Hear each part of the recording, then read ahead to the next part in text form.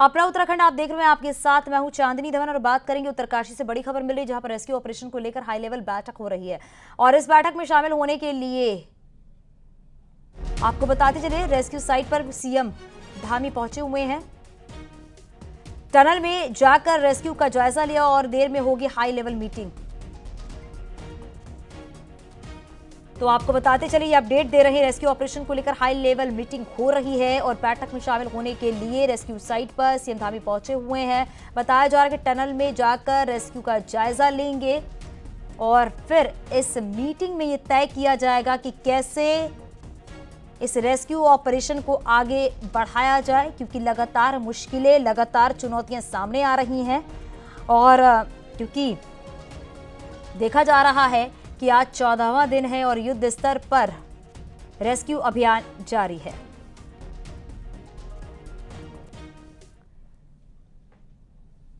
Rescue operation का आज 14वां दिन है और ऑगर मशीन की अगर बात करें तो सरिया का जाल फंसने से रोका गया है ड्रिलिंग का काम और ड्रिलिंग करते समय सरिया के जाल फंसने से रेस्क्यू ऑपरेशन के सामने सबसे बड़ी चुनौती आई। ये बताया जा रहा है कि बीती रात से ऑगर मशीन जो है, ऑगर ड्रिलिंग मशीन जो है वो बंद चल रही है, क्योंकि ड्रिलिंग मशीन में लोहे के रॉड आने से ऑगर मशीन के कुछ पार्ट में दिक्कत आ गई है, जिसके बाद अभी वहां टेक्निकल टीम उस दिक्कत को दूर करने में जुटी हुई है।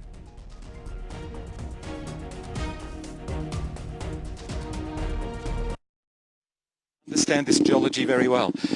Every door that we're trying to open has its advantages and its disadvantages.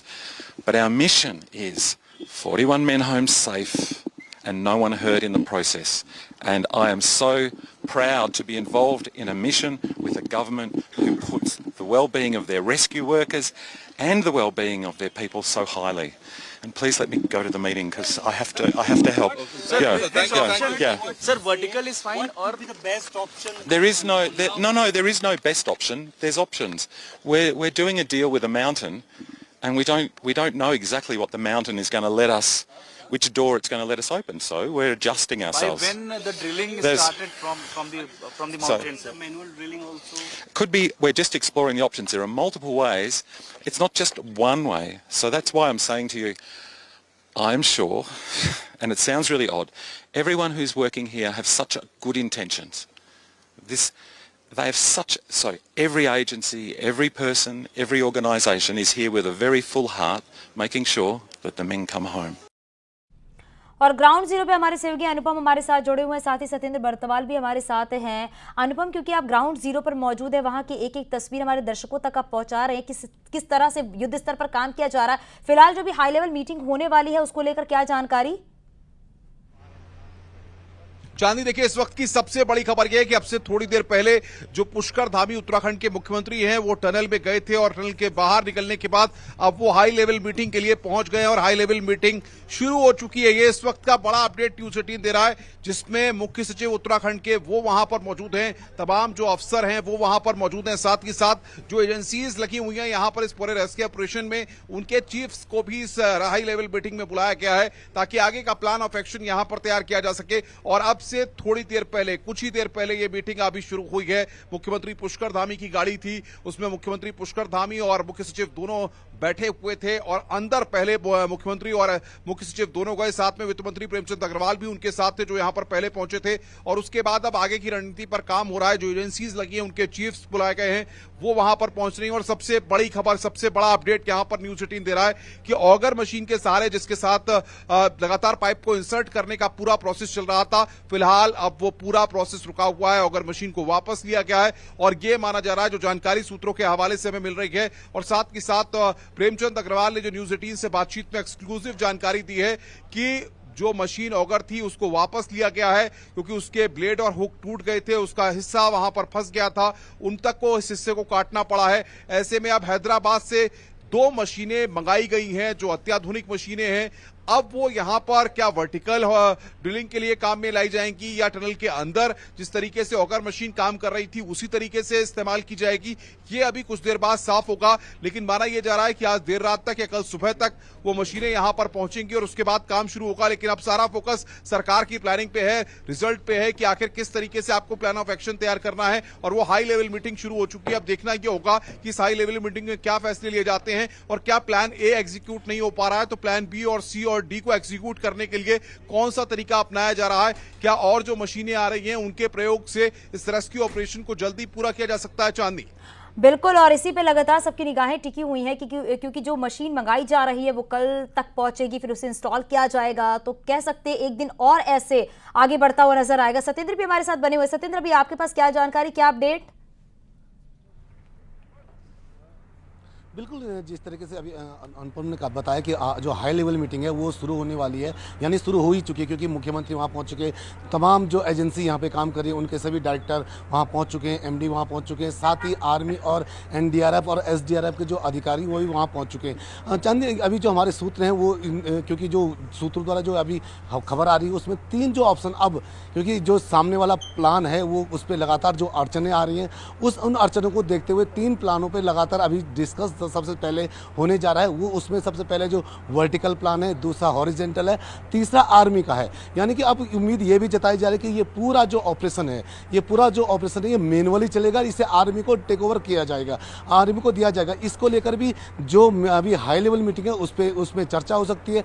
दूसरा जो प्लान मैं आपको बता रहा हूँ वो है हॉरिजेंटल, यानी कि RJVNL, जो कि टनल देख सकती है, टनल के जो ठीक लेफ्ट से एक यहाँ से 172 से 75 मीटर की टनल, यानी कि 2 मीटर जिसका व्यास होगा उस टाइप की पूरी टनल RVNL यानी रेलवे जो निगम बोर्ड है वो बनाएगा, और वहाँ से भी रेस्क्यू का काम शुरू होगा। लेकिन वो जो दिन लगाएंगे उसको बताया जा रहा है उसमें कम से कम 10 से 15 दिन का वो समय उन्होंने मांगा है। साथ ही अगर वर्टिकल ड्रिलिंग की बात करें तो वर्टिकल ड्रिलिंग में अगर आज मशीनें ऊपर पहुँच चुकी हैं और आज से अगर काम होता है तो कम से कम 3 से 4 दिन उनका भी सतलुज जल विद्युत निगम उस पर काम कर रही है।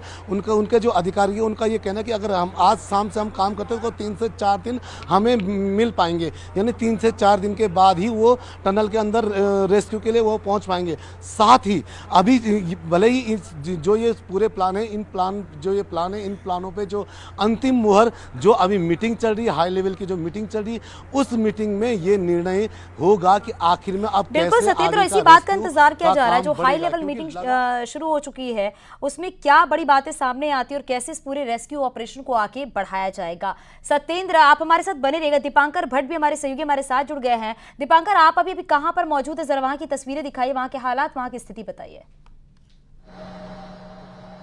बिल्कुल, मैं इस वक्त मौजूद हूं जहां पर सिलक्यारा टनल का एग्जिट पॉइंट है। जिस वजह से ये पूरी टनल बनाई जा रही है वो ये NH जो यमुनोत्री जाना है, यमुनोत्री जाने के लिए जो 26 किलोमीटर का रास्ता है वो 4.5 किलोमीटर रह जाएगा। मैं एग्जिट पॉइंट पे हूं सत्येंद्र, एंट्री पॉइंट पे, मैं एग्जिट पॉइंट पे हूं और यहां से भी एक ऑप्शन तलाशा गया कि जहां पे टनल बाहर निकलती है यहां से भी क्या कोई कोशिश हो सकती है। तो 2400 मीटर उधर से काम हुआ है, 1700 मीटर यहां से अंदर काम हो चुका है जो पहले से बना हुआ है, लेकिन 500 मीटर अभी यहां से बनाया जाना है। यहां पर कोई इस पर बयान देने को तैयार नहीं है, लेकिन जो यहां पर मजदूरों से हमारी ऑफ द रिकॉर्ड बातचीत हुई है उनका कहना है कि अगर इस रास्ते से भी किसी इंसान को निकालने के लिए अगर रास्ता बनाया जाता है तो 1 महीने का वक्त यहां पर TSGC को लगेगा, और अगर इस पूरी टनल को बनाना है इधर से 500 मीटर तो कम से कम 6 महीने लगेंगे। तो अगर 41 मजदूरों को निकालने की कोशिश इस पॉइंट से भी होती है तो 1 महीने का वक्त यहां पर लग सकता है, क्योंकि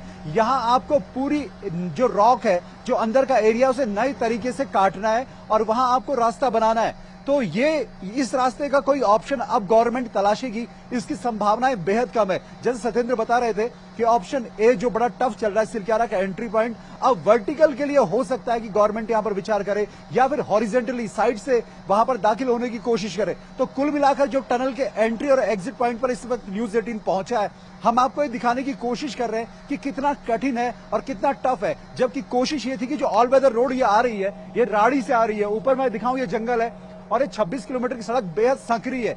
इसी को शॉर्ट करने के लिए, इसी रास्ते को बचाने के लिए, ताकि लोगों का समय भी बचे और ये दूरी भी कम हो, ये टनल बनाई जा रही है। लेकिन अब ये टनल इस वक्त पूरी दुनिया में एक बड़ा रेस्क्यू ऑपरेशन बनती जा रही है और चैलेंज गवर्नमेंट के लिए है, एजेंसीज के लिए है कि कैसे इस ऑपरेशन को सफल बनाया जाए। जी बिल्कुल दीपांकर, और इसीलिए सबकी निगाहें इस पूरे रेस्क्यू ऑपरेशन पर टिकी हुई है कि किस तरीके से ये पूरा रेस्क्यू ऑपरेशन खत्म होगा और कब ये सभी 41 मजदूर जो हैं वो इस टनल से बाहर आएंगे। आप सभी का बहुत शुक्रिया इस पूरी जानकारी के लिए।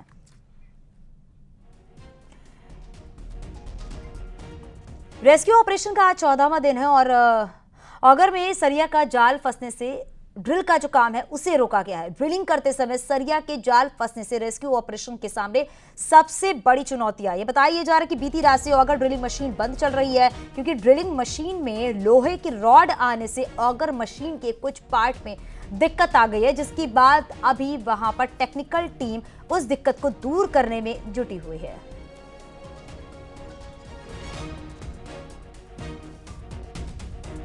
तो देखिए, मैनुअल पाइप के अंदर जाकर अब काम करने की पूरी तैयारी की जा रही है, ताकि जल्द से जल्द इस काम को पूरा किया जाए। मलबा हटाने के बाद अब काम करेगी ऑगर मशीन। बताया जा रहा है कि 24 घंटे में किस तरीके से ऑगर मशीन की अगर बात की जाए तो जो ड्रिलिंग का काम चल रहा था उसमें भी देखा गया कई दिक्कतें सामने आई हैं, और बताया ये जा रहा है कि लोहे की रॉड आने से ड्रिलिंग का काम जो है वो फिलहाल रोक दिया गया है और मैनुअल काम पर विचार किया जा रहा है। हालांकि एक हाई लेवल मीटिंग भी हो रही है। इस मीटिंग में ये पूरा तय किया जाएगा कि अब किस तरीके से इस पूरे रेस्क्यू ऑपरेशन को चलाया जाए, जिससे कि जल्द से जल्द सभी मजदूरों को बाहर निकाला जाए।